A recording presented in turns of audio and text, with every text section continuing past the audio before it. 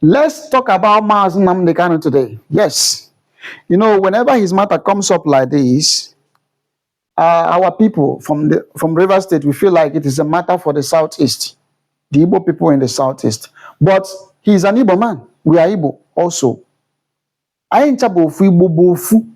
Anyị adịrọ abụọ, ekere anyị eke. So kwe anyị abụọ na-esi n'eburu onye Igbo. It does not make sense.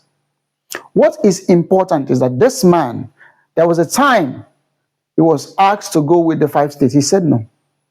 His brothers and sisters are in other states. Which means, an act of love. He loved everybody. Why not to reciprocate that love and care he showed that time? Our people are supposed to come out and discuss him. Because it seems like he's forgotten. Even in the Southeast, the matter did go die down. And if we see resurrect here, let us be talking about him. Because when that man, born alone, he cares about everybody, talks about everybody. It is not paying lip service. It is being sincere. It is being as an very, very truthful to yourself by talking about him.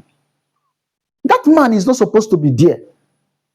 If Bola Ahmed Tinubu is a nice man, he should release him. He should tell him to go.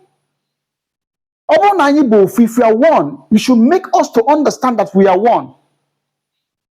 Other people from the north, you are doing peace talk with them. Peace talk. People that are eyeing other people, you are doing peace talk with them. Now this man is only talking, telling you this is Gifaicho. He is a married man with kids. He has wife. They have not seen him for a long time. From the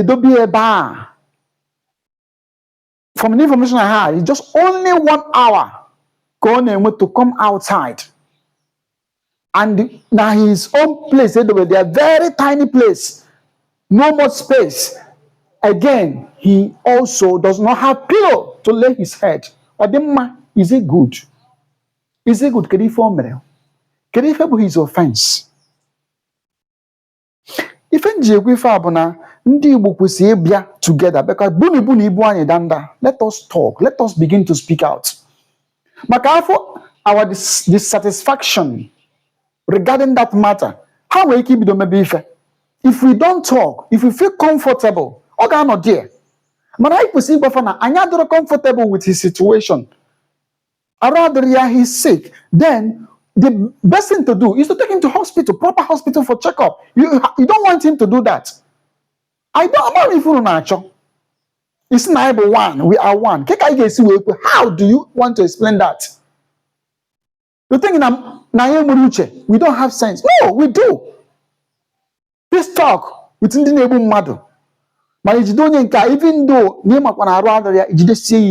he said, make people not talk. Bola Ahmed Tinubu, you are not a good person. You are not a good father. You are not. If you are, show it. Show it. Now that man had only case to answer.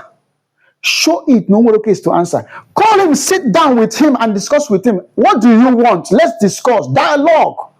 Again, a peace talk with people every day by day. But you cannot talk with Mazi Nnamdi Kanu.